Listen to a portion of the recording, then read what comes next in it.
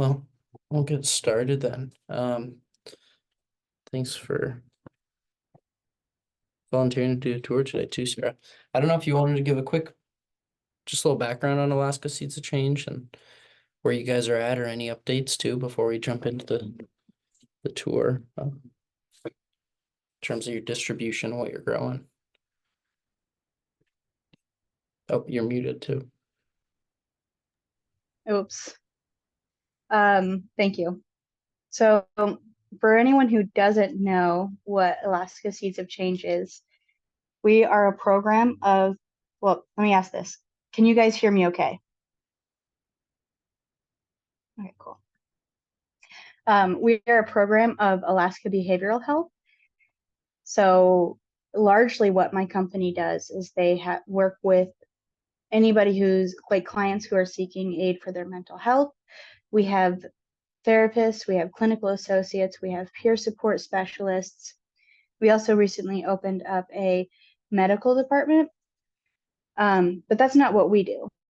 We are a vocational learning center for transition age youth between 13 to 23. It used to be 16 to, I think, 26, but we brought it back to match our sister program, the Power Center. And well, I'm going to show you the space. Let's see if I can figure out how to swap this. There we go. Okay. So this is Alaska Seeds of Change. Some of you might have seen it before. This is where we do the majority of our growing year round. And we use this greenhouse, this vertical hydroponic greenhouse, as a kind of vehicle to teach job skills to transition aged youth. And before we get further into this side of our program, I want to hop back over to more of our clinical services. These offices are where our therapist and clinical associate used to be. Now we have a different kind of clinical service. Mostly what we do are groups. Our peer support specialist, who is not in right now, this is her office. Her name is Holly. She's actually going to Japan later, so she's pretty busy right now. She runs these groups. I don't know if you guys can read this. At our power center, we've got job skills group, there's a cooking group, baking group, art group, and then there's games with Read. So those are all things that larger amounts of people that aren't engaging in our program can participate in. They can go to the power center and participate in some of the groups. But our apprentices, and that's primarily how our program is run, our apprentices can go over there too. And I'm going to flip it back to me so I can talk about maybe I will, apprenticeship program.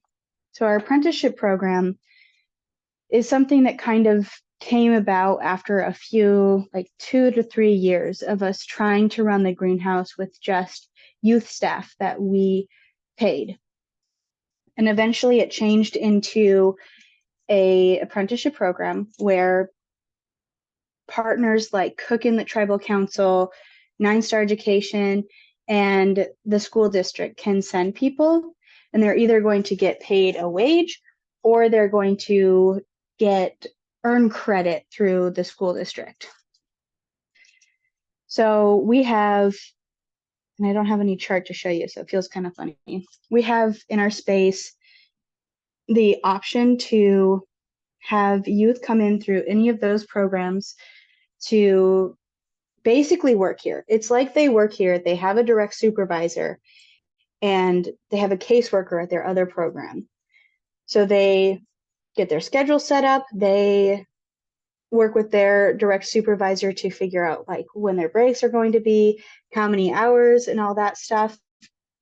And then when they're on the greenhouse floor, they get to participate in all of the activities of running the space. As we know, hydroponics is water working, so the water does a lot of the work for us. But you can see, I don't know if I can zoom in, I can kind of zoom in, that there's a lot of pieces to this. The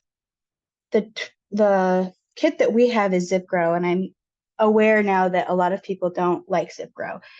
You can kind of see this is a big and bulky version for those of you who know about ZipGrow and some of their newer things. We've got these big old heavy lights that you can see right there, and I'll go down and show you too. There's lots of wires. Our lights don't work anymore. They turn on, but we have to move them ourselves, so the motor doesn't work. While we're down there, I'm going to go more into like the vocational skills that our youth learn, but I'm going to take a moment to talk about kind of the overview. On this side over here, we have, it looks empty now, but we're trying to get this to be our like sensory zone. We are starting to become more of a popular place for classes to come in for field trips, and we wanted a space where they could touch and feel things, where they can smell herbs and kind of like really immerse themselves in the or in the experience. So usually we'll have kind of odd things over there. We recently renamed that space. I don't know if you guys can see, there's kind of like a little line between the spaces. We call this side zone 1, this side zone 2, and zone 3 is over yonder. Zone 1 has recently been renamed to the zone of misfit plants, because it's just kind of an eclectic variety. We have some chives, we've had we've had various herbs, we've had flowers, we just pulled a whole bunch of them out, and some kale and leafy greens. This zone 2, we've recently renamed it to Lettuce Village. This one serves mostly as one of our primary zones for profit. Not that we make enough to survive without grants and clinical support, but we mostly try to grow lettuce in here. You can see the tower that I have us focused on, or the cart that I have us focused on, has some lettuce, but there's also some kale. And then in zone 3, and I'll walk that way, zone 3 has been dubbed the Spice City. That one's probably most people's favorite.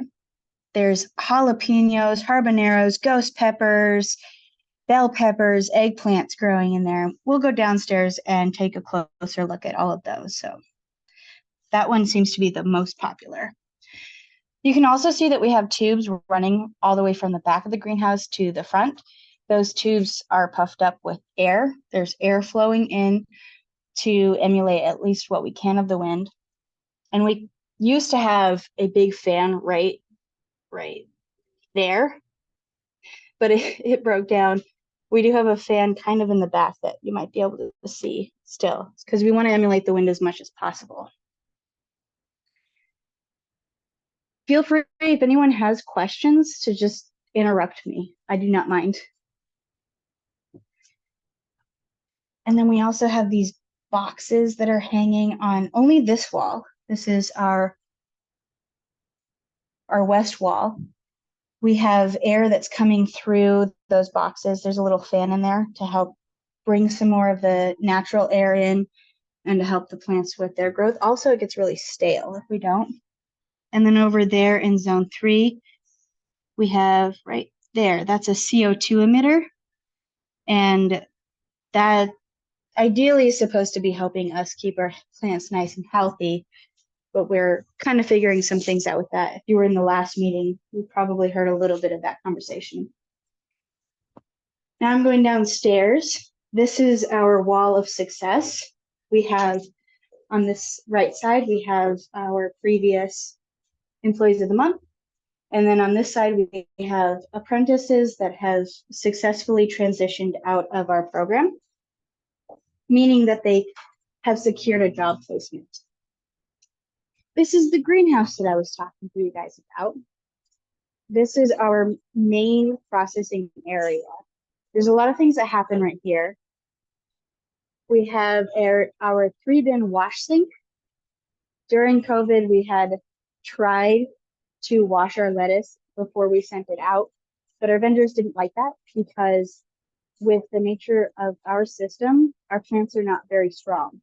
So they ended up getting pretty like weak and bruised when we wash them. So our vendors asked us not to do that anymore. Now we just use it to wash our tools. At this table, we do our harvesting. And as you can see, for us, this is pretty simple because we can just take the Zipro towers off of the carts and we can set them on the table to just cut the plant off. Um, can I ask you guys, how much do you know about Zipro and the autonomy of the system? What I know I've learned from you, Oh, mostly. no. Yeah, Hey, not very much. All right, on. So then I'll go ahead and get into it. Thank you. So you've heard me say towers, you've heard me say carts. This is the tower. This is like the plastic casing that holds the main medium that holds our plants. In here, this is our mesh matrix. It kind of feels like a beard. So if you guys were here, I'd have you touch it, but it feels like a little beard, a big beard actually. But it's serving as our medium. It has the same functions as soil. It lets nutrients and air. And if we did have beneficial bugs running through it, it would also allow for them to move through pretty freely. And that's kind of, it's almost like, it's basically just holding what we put our seeds in place in the towers because, you know, gravity is a thing and we kind of have to account for that. The pods aren't just going to hold themselves in. This thing that I worked decently hard to get out for you guys is called our wicking strip. This wicking strip wicks the water from the top of the tower all the way down to the bottom. When I get into the zone, I'll show you a little bit more about that, but I just wanted to make sure you had some of the basics for us. In this area too, we also do a lot of our cleaning. Like any workspace where you're working with food, you want to make sure that you have a nice, clean environment as much as possible. So we'll have our apprentices, sometimes our staff members work on cleaning the towers with some bleach water. And then from there, it moves over into our cleaning station. And that's over here. We have, in order to try to get the medium, the mesh matrix clean, right now we have maybe not the best system, but this is what we figured out so far. This is what we call our sanitization station. It starts with this bucket. Once we have these orange carts full of clean towers, like scrub clean towers, we hook up this bucket to where the water drips in up top of the casing up there, where we have drip emitters that water will pump out of and land on the wicking strip and carry it down, like I was saying. So we have bleach water in this bucket, like pretty concentrated, more than what we use for the rest of our food safety stuff. And it'll go through our drip line and drop the water on. So the theory is that we are cleaning our matrix and our wicking strips with that, although we know it doesn't catch all of it because trips still come around. And what we're doing to help us with that is we're fallowing our carts. Like in traditional agriculture, you're going to fallow a field so that anything that's living in it can die, hopefully. So we try to do that here too. After we get our carts clean and our towers clean, we'll put them back into the system, but we're not going to have them plugged in. Rather, they're just going to sit for hopefully a month or two, and hopefully whatever is going on inside will not be an issue anymore. I'm going to show you these. It might be a little chaotic, but I'm going to show you these as I find them. We have some fun signs to help with our field trip, aesthetic. These signs, one of our staff members, Arla, who you guys have met before and has come into these meetings, he's been making these to kind of inform people on some of the bugs that we have around. So we have, behold, the ravenous rove beetles. Those guys help us out with our fungus gnats mostly, and they will live in the mesh. You can buy a container of them, and months down the line, you'll still see them.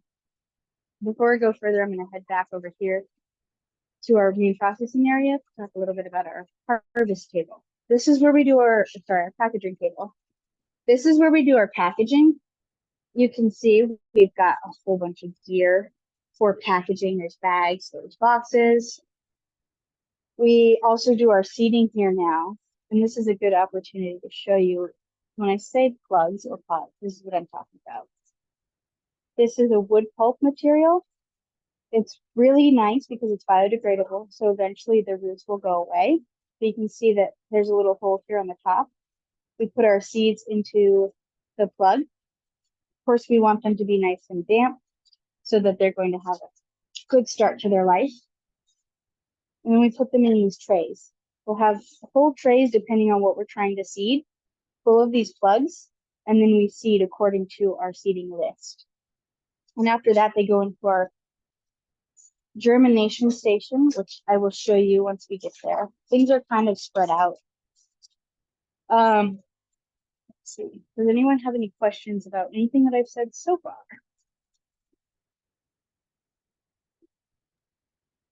Where do you get the pulp plugs? And how do you like Oh, them? that's a great question. I love them. You can get them in different sizes, which makes it really nice because if you want to do a larger hydroponic system, you can accommodate for that. We get them from a company called iFood. I can go back into the back and show you where our box for that. This is our reception desk. We try to keep somebody stationed there so that people can get greeted when they come in our door, and so that anybody who's working, our apprentices, they have tasks that they can find with the help of the person sitting at the reception desk. Right now we're kind of walking between one of our storage spaces and our zone 1, the zone of peaceful plants. Everything's moved. Okay, here we go. Here's another one. Beware the fearsome fungus gnat. The rogue beetles help us out with that, those guys. So this is what the boxes look like.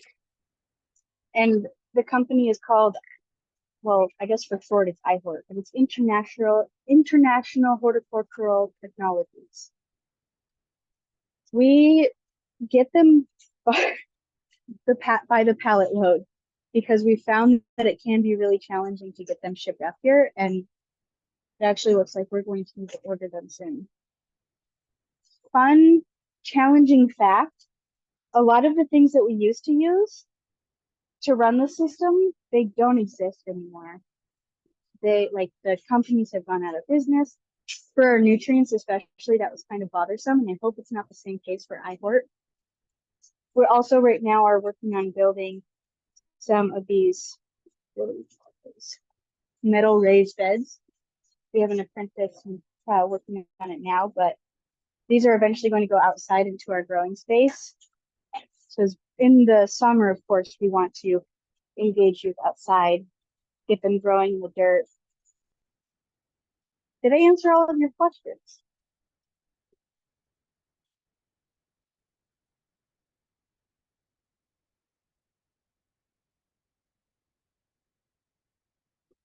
Okay. All right.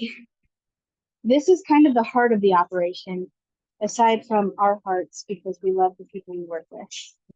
This is what we call an IBC tank, which to me is kind of funny and a little bit redundant because IBC stands for intermediate bulk container, but then we tack on tank at the end of that.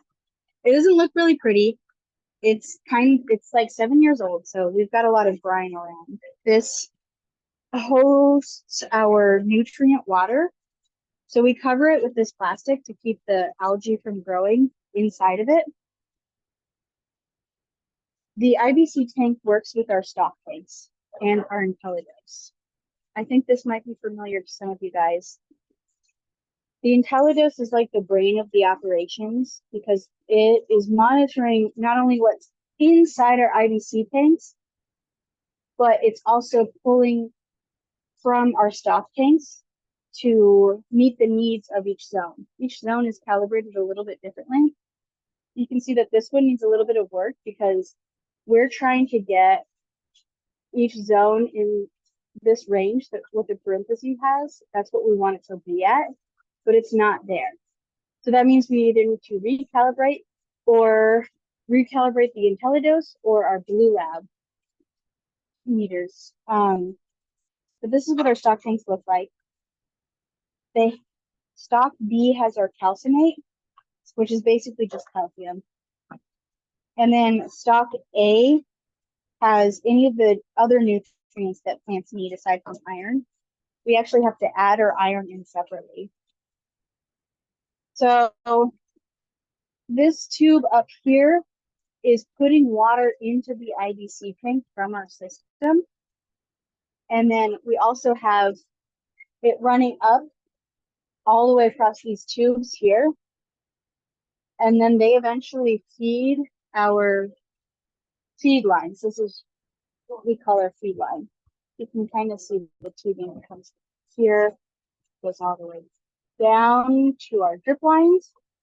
And then from our drip lines, it goes into our drip emitter. You can see in the water. You can kind of see some water dripping there. We don't have a constant flow because we find that makes it harder for the plants to grow. So it's just kind of like a drip drip. And then, like I was saying before, the water will drip from the top, follow the wicking strips all the way down to the bottom where we have our gutters. And then they'll follow the gutters. Down here, we've got some more, well, some more tubing where it comes all the way back to our main lines. And our main lines lead to what we call our sump tank.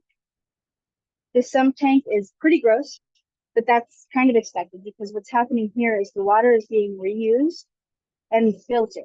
So we've got two pumps in here that filter any of the gross stuff out, and we have to change the filters once a week. Sometimes they get pretty dang gross if we don't. But then it'll come back into our IBC tanks. In doing that, we save 90% of the water that we use. And then this is a cool piece. I'm sure you are familiar with this. We have some aeration going into some of our stock tanks. Ideally, we have it in all of them. I'm in zone 2 now, by the way. So that'll help with keeping the nutrients mixed up. One of the main things that we rely on our apprentices to help us with are what we call ag logs. We have an ag log for each zone. And our apprentices will go through every day and make sure, they're basically making sure that the system is running the way that it's supposed to. And that's really helpful for us because it captures pest issues, it captures tech issues, and generally helps us keep things running smoothly. We also have a farm care log that does all of the extra stuff that we need to keep the greenhouse going on a daily basis. And then we have a lot of these dehumidifiers sitting around. They help us to keep the moisture out of the air, of course. If we didn't have as many dehumidifiers as we have 10 of them. We have 10 of them. If we didn't have that many, it would be like a sauna in here. I'm going to pause again for questions.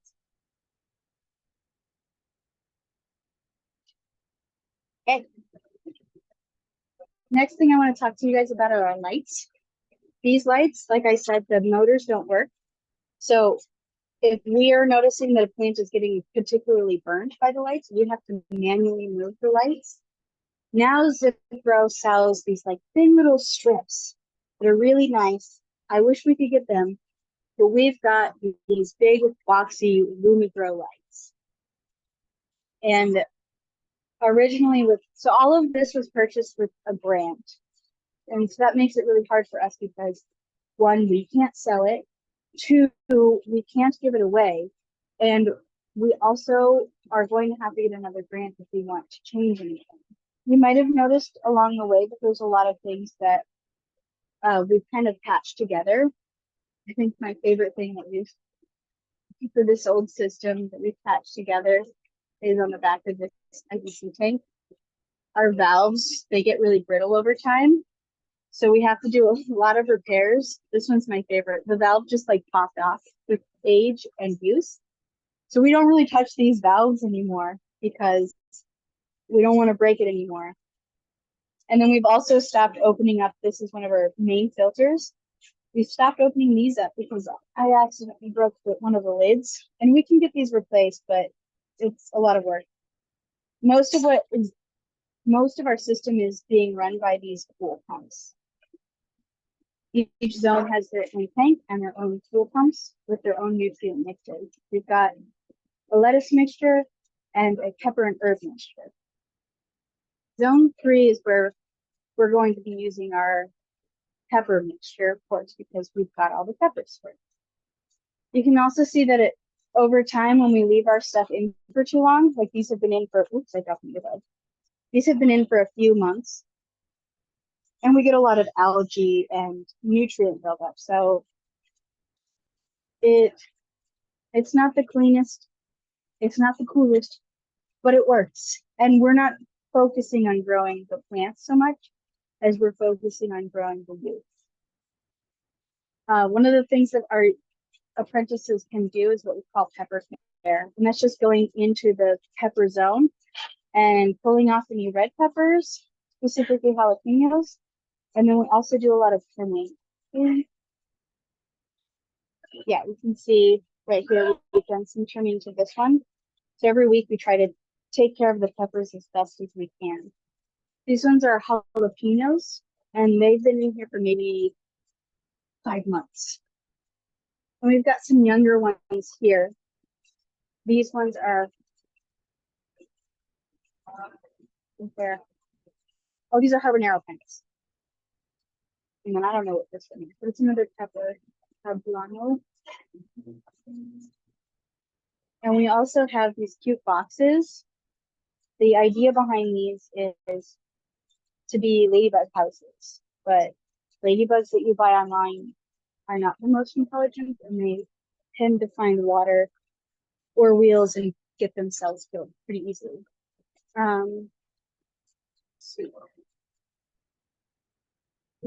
It's kind of cool that you can see the age, like as you're going through the zones, you can see the different stages of the plants. This one's a mystery pepper. I think they've determined that it's some type of bell pepper. I know it doesn't look like it, but it was one of the plants that just got seeded, and it wasn't on our seeding list, so there's no rush. With having anywhere from 1 to say maybe 14, 15 youth apprentices and 10 staff members, it gets kind of hard to keep track of everything. So you'll see that we have a lot of signs that have labels. We're trying to keep track of what's what, but it's kind of a learning curve. We try different things every year, pretty much. Excuse me. You have to get pirate beetles in here. And those are to help us with our thrips and other soft-bodied pests. And we've got ladybugs. I think you guys might have noticed that we also have some flowers in here. This is one of them. We are growing yarrow. And we have some more that we're going to grow outside for our soon-to-be aromatherapy garden. You guys tried any other type of like medicinal herbs hydroponically? Yeah, we've done a couple different herbs. I know that we've done, most recently, I think one that has additional value is wormwood. We've grown wormwood, we've grown lovage, and all the classic herbs too. We've had lavender in here recently, but we had to take it out because it got really trippy, like completely covered. And we do play around with pretty much like whatever idea somebody has, we give it a shot. So Yeah. Sarah, how did your wormwood do? And did you say lovage? Is that the beach part, the beach lovage? The wormwood did okay. I wouldn't say that it flat.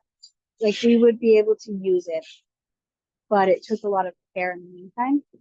And the lovage wasn't beach lovage, which I was kind of sad about. And I think that Lori from the Space Farm Institute and I had talked a little bit about experimenting, growing what she grows for the Space Farm Institute, including beach lovage in this system, because they have more of a tower setup, like kind of like these Cully towers, but a little bit cooler looking. Right now I'm in the what we call the hydro lab. In here we've grown cucumbers, we've grown tomatoes, we've grown zucchinis pretty successfully. All we had to do is rig up some of the scaffolding with some tethering, not tethering. Oh, I can't. But it's like tethering where you're getting the Trellising. plant to trellising. Thank you. That's the word. Yes. Just making our own trellising. And we got a lot of food out of it that we were able to feed our youth with for a activity we do called Team Time every week. Hi, Clover. This was gifted to us, this Cully Tower, and we kind of use it to help us figure some like nutrient things out. We also just use it to grow things that we don't think are going to grow very well vertically in this system specifically. This one differs because you get the net pot, and so it's able to establish more of a, I would say more of a thorough root system. But it pretty much operates the same. And right now we also have a lot of experiments that are going on back. Well, not a lot. We have some experiments going on back here. We have a system where our apprentices or our staff members can come up with something that they want to find out. Like, for instance, Clover, who you just saw, was trying to figure out a while ago if catnip was more pest resistant without hydroponics and growing in soil, or if it did better in the hydroponic system. And I think right now we just have stuff to give away. Oh, I think Clover is actually working on doing some experiments with sage right now. I'm not sure what kind. They're taking a lot of notes as they go through. I've been gone for a week. I went to New Haven, Lake Liana, and then Belgium for a grant, building garden beds and stuff. We have a little bit of an orchard that we were supposed to get started. These are some apple trees that are left over from that. We've housed them inside for a couple years. We tried housing them inside with like darkness and limited water. And this is an experiment to see how they do over winter with full light and being watered regularly. And then this is Liz Lemon. She's a huge lemon tree who should be producing next year. I got her when I first started. I got her from a farmer's market, and now she's massive and lives in a trash can. How are we doing with that? Good? Okay. After our plants get seeded and they get put in the trays, they make their way back over here. This is our germination station. Like the rest of our greenhouse, it's kind of old, it's kind of beat up, it has flaws, but it works. What this one does is basically oh, I need 2 hands to open it. It helps us get our plants to germinate a lot quicker. It emulates a spring morning. There's different ways that you can plant your seeds in here. You can just put straight up soil in here. We've got little soil pods in the back there. And then we also do our classic floods. The way that this works is we have this bucket of water with a heating element, and that'll let the water rise as a gas and come to the top here where it reforms as water and drips down on all of our plants. You can kind of tell when something went wrong over the weekend and it didn't work out very well because you'll see it very clearly when the plants don't do well. And ideally, our plants are moved from the germination station as soon as the plants germinate. So as soon as that seed cracks open, they shouldn't have been in, for these ones, the bok choy should not have been in as long as they were, because they're starting to get really leggy.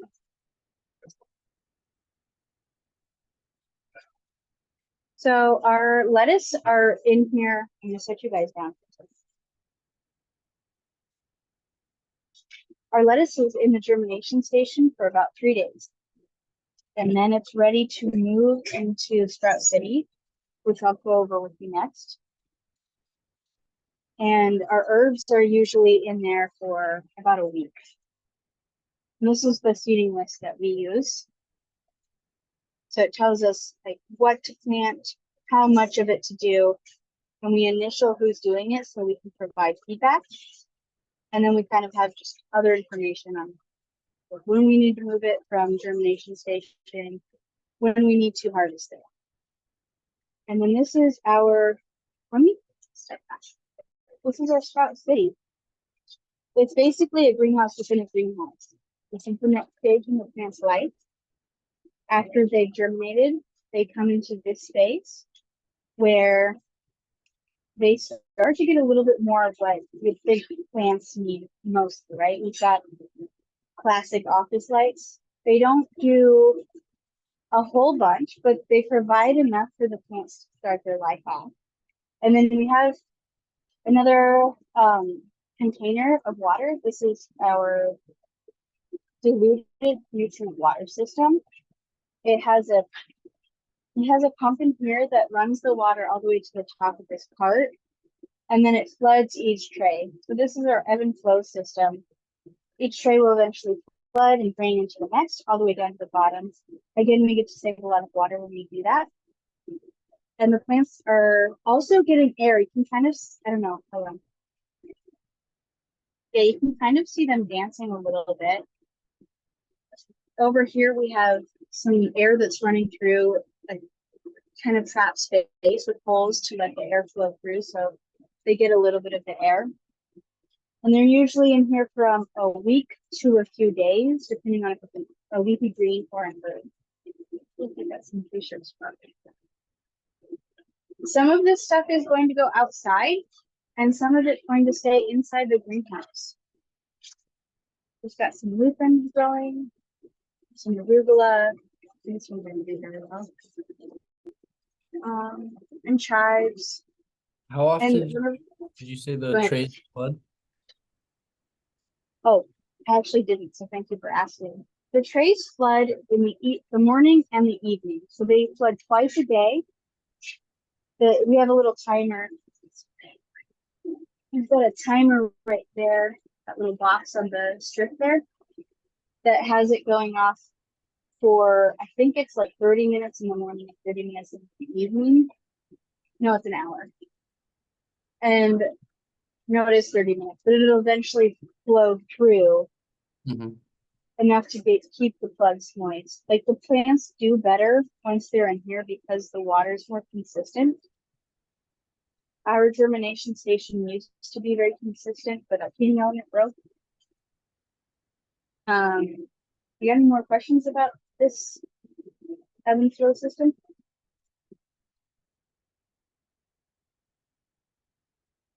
Every month we try to clean it. I think we're due for a cleaning. I think we're overdue actually by two months. But summer's kind of hard for us because we get an influx of apprentices. Plus we're starting to work outdoors more and keep up their regular systems as well as some of our grant obligations. Speaking of grant obligations, check these out. These are clippings from trees around Alaska that we are working with the Anchorage Parks Foundation and Dana from the Anchorage Soil and Water Foundation to try to germinate and grow plants, or specifically trees, that are native to Alaska so that people can put them in their gardens, that companies can spread them around. So we've kind of rigged up a little bit of a, not really a germination station, but we've hooked up a system for them to be able to, another like little greenhouse for them to be able to grow. They're doing kind of well. I think once we get our actual station set up for trees specifically, they'll be doing better. Hey, I got a question. Yeah. So you're growing them there. It looks like they're in maybe a hydroponic soil, like none. You're adding nutrients with the water, right? Correct? On your trees, or are they just growing in soil? They're just growing in soil. So we tried a grant to see about growing trees and woody plants in the hydroponic system. Is that really? where you're heading with this, or are you just trying to grow trees for them because of Oh. the beautiful space you have there? Just I'm curious. glad you, yeah. We're growing trees and shrubs for the Anchorage Parks Foundation so that they will eventually go outside. We're going to build a gravel bed and get them used to being outside.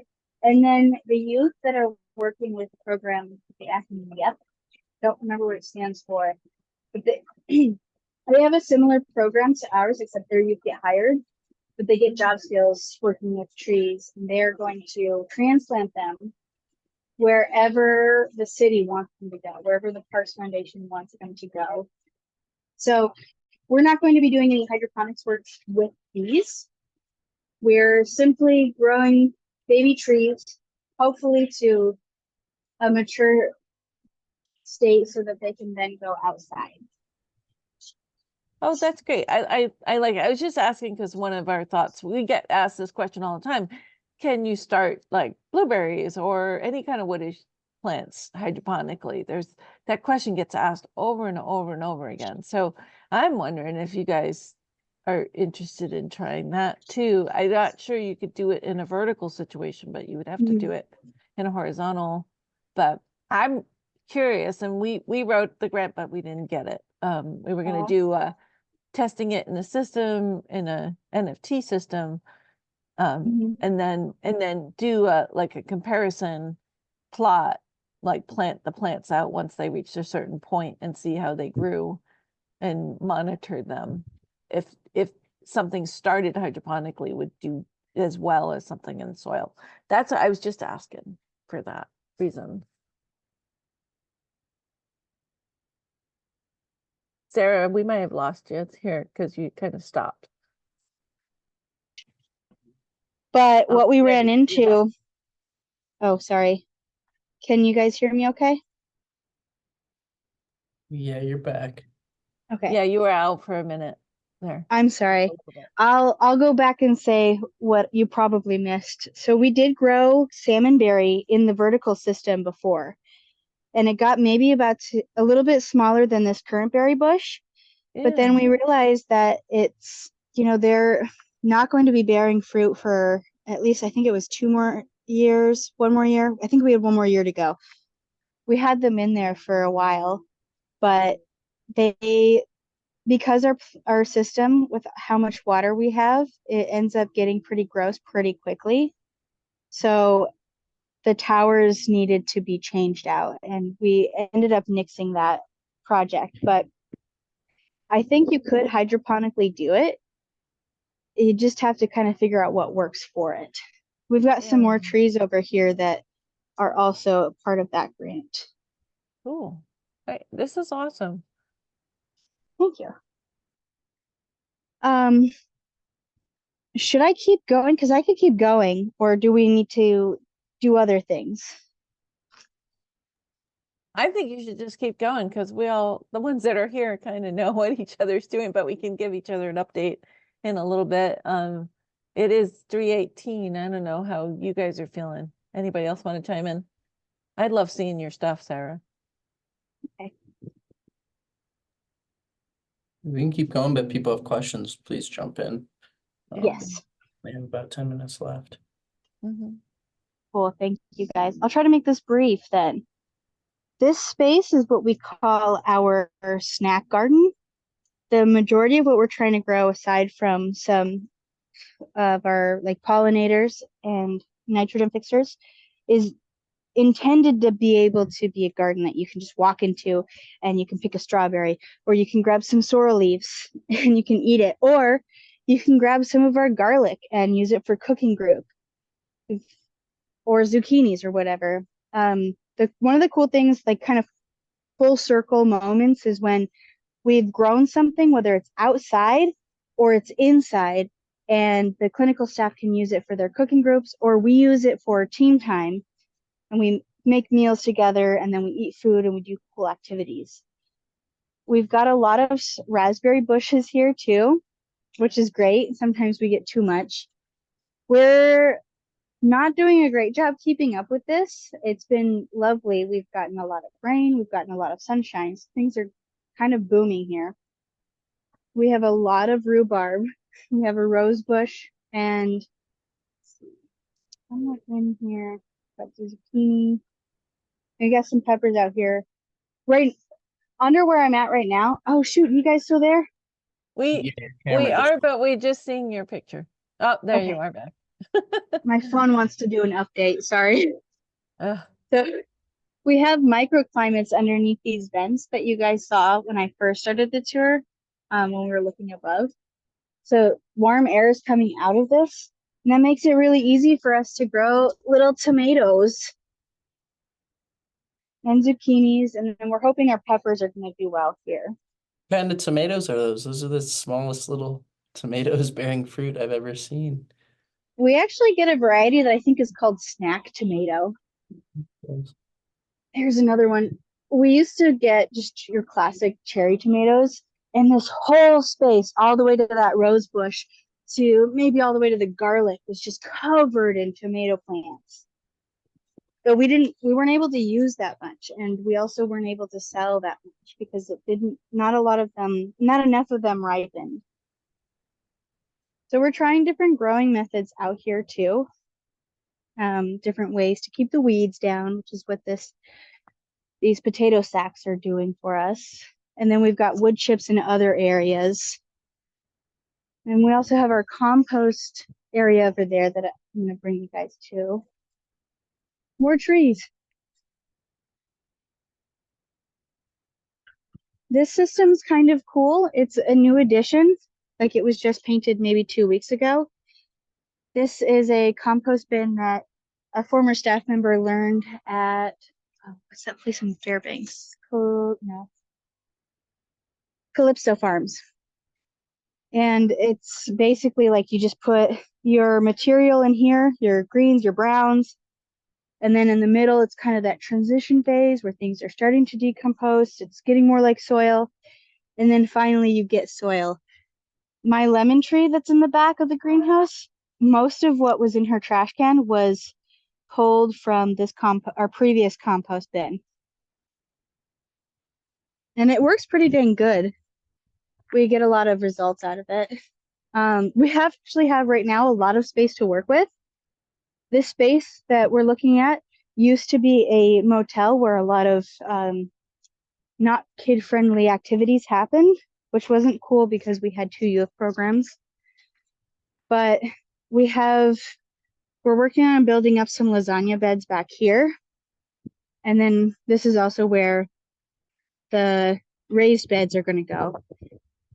And a lot of the stuff that's happening outside is all like grant related.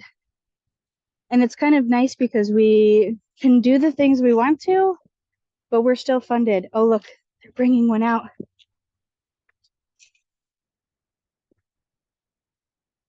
That's cool. Is that a recent expansion, that new land, or you're just finally able to utilize it? Good question. It's I think it's been free for maybe a few years now, but we weren't able to use it until recently. We originally started doing all of our grant related outdoor ag stuff at a plot that we called Stickleback, and we were able to work there with the help of the Food Policy Council, some folks at UAA, and some folks in the city.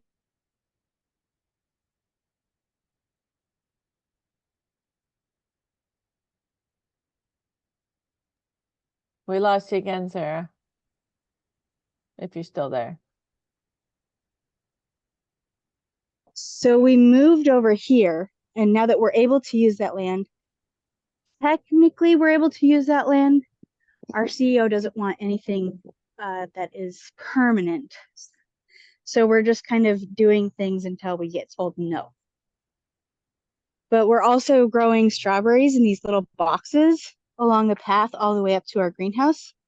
This whole alleyway is owned by Alaska Behavioral Health. That first building there, that's where the power center's at, which is basically like a day shelter for youth. That's my son. He's painted on the building. He was feeding the ladybugs. It is now 3:24. I guess I don't really have too much more to say other than that we get our youth come in, they learn how to grow. They also learn how to communicate with their bosses, how to um, We're losing you, Sarah, again. Sorry. Don't know if it's being outside or what's going on. a couple different other goals that we try to help them reach before they leave. And they're usually here from anywhere, like we've got 3-month to 6-month internships. Yeah, that's us. Awesome. This was excellent. Thanks, Sarah, so much. That's a fantastic tour. It's you guys have come so far since the last time I was there. It's amazing how Yeah. she showed us back in March, but it's still cool to see it in this time of year. So we do have just a few minutes, and if anybody wants to give a quick update, I'm actually going on Sunday with my coworker Scott, who was in that presentation I gave last month, to the National Agriculture in the Classroom conference in Salt Lake City, and we're going to give a presentation about the hydroponics that we've been doing up here in Alaska, mostly the bioreactor fertilizer system that we put together, but also trying to get more teachers to see how cool hydroponics is. So we're pretty excited about that, and we're working on finishing up the instructions for putting together the sled system for that. Hopefully, we have one of our gals in Delta. She's getting the finishing touches on that. So hopefully that'll be up, and I'll send that out to everybody so you guys have that. That's our update from me. Anybody else have anything they want to share? One quick note with regards to microtoms. Nakira, can you give everybody a shot of our lettuce grow over there?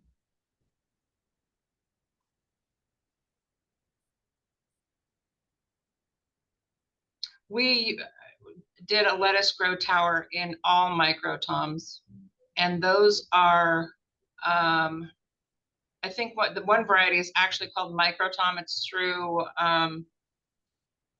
are the seeds? They have them in all the grocery stores. Little packet microtom seeds. The other one is orange hat. And so they're 6 to 8 inches, and they are very prolific. I mean, they're just, it's kind of hard to see right there, but they have, I mean, I think they grew to maturity in about 6 weeks. Wow. Oh, that's really cool. So I think they stay kind of compact or not. Oh yeah, no, they're only about 6. They stop at 6 to 8 inches and just start producing fruit the size of like. Nakira, are the lights off? Uh-oh, I can't hear her. I turned it off because you can't see it when the lights are on. Ah, yeah, no. So they're like a little cherry tomato, it looks like. So when you said microtoms, I was imagining like the teeny tiny ones, tomatoes, and I've had that and I tried those and I didn't like them. No, those they're Matt's cherry tomatoes or something, and they were just yeah, awful. they're not a sweet tomato. They're a little more acidic, but for hydroponic environments, they just took off and started producing. And oh yeah, what is that? That's the orange hat. That looks like Baker Creek This is- seeds or something. Yeah, this is microtom, but Baker it shows up backwards because it's Oh yeah, they're Baker Creek, yeah. Cool. yeah. And then here's the Yeah. other one, orange hat. Yeah, cool. Very cool. So they were a lot of fun just to see these little plants just, grow out and start producing. Neat. Try some of those out. No, I'm gonna try zucchini too in the next couple months. Sam in Larson Bay had he just did a 5-gallon bucket and had this zucchini tree just producing, multiple Ah. every week or so. We had a teacher at one of our schools here did cucumbers, and it was in the towers. It wasn't in buckets, and they still did fine. They got pretty decent sized cucumbers, bigger than pickle size. So I was pretty impressed with that. Right now we're using I think the variety is Nimba, Nikira. They're in those bucket systems. Oh. Yeah, there we go. That was our first zucchini. Jeez. It works out really well, the zucchini in those buckets. I think we have 8 buckets over there. They all have zucchinis in them. I think that variety is a shorter. They don't get as big as, like, let's say the Black Beauties that everybody grows outside. They're more of a compact plant, and I was really surprised at how big that zucchini got. We kind of found him the other day. Nice. On that note, before we hop off, are there any topics or presenters you guys want to highlight at future meetings or invite or focus on? Need some up for next month. That's for sure. What would it be our meeting next month? Because I think it might fall when I'm doing. Yeah, it does. So the 17th is our meeting normally scheduled date. Oh yeah, actually I'll be all right. I have bug camp in the morning, so it should be all right. Forgot. Does anybody have a thought? I think it'd be kind of. Maybe seed varieties. That's just one I started to get into. We could each talk a little bit about. I like that. Maybe the ones that you are your go-to seeds that'd be a cool conversation about because we've been doing all different kinds of romaine, and some work really well in some systems and some don't. So we're happy to share what we've experimented with. It'd be kind of cool to hear more. Maybe we make a list and start that. I think that would be really cool. Also, it'd be cool to talk about problems and varieties that didn't work in our hydro cabinets. We've been growing beautiful lettuce all winter long, and then all of a sudden we're having problems with our red lettuce right now after a thorough bleaching and scrubbing, and directly after, so the system should be clean, and we've grown the lettuce before. So I would like to hear about issues and problems that other people have solved. And well, one of the things I know the lady in Delta discovered in her particular environment, they have an HVAC system, and that during the winter it really changed as things got hotter because of the humidity, and that changed how the plants were growing because of what was outside versus what was inside, and it was the building system that was really affecting the plant growth. So that might be the issue. that's interesting. That's one of the theories. And bacteria and yeast start flying around in the summertime that aren't necessarily there in the winter. Yeah, and just a change of humidity level and heat, what comes in from outside, and all those fluctuations. Just a thought, but cool to discuss about it for sure. Maybe I should get Tammy to join us next month. She can talk about it. Yeah, that would be kind of cool. Okay. All right. So anybody has anything else, I think we're good to hop off. We'll see you all on the 17th. We have our grand ceremony. Okay. Yep, that sounds good. Can everybody else go for that? Make it? Cool. I think we should just go with that. And thanks everybody for being here. It's good to see y'all. Take care, everybody. Your summer ships Thanks up. again, Sarah. Yep. Thanks everybody. Bye.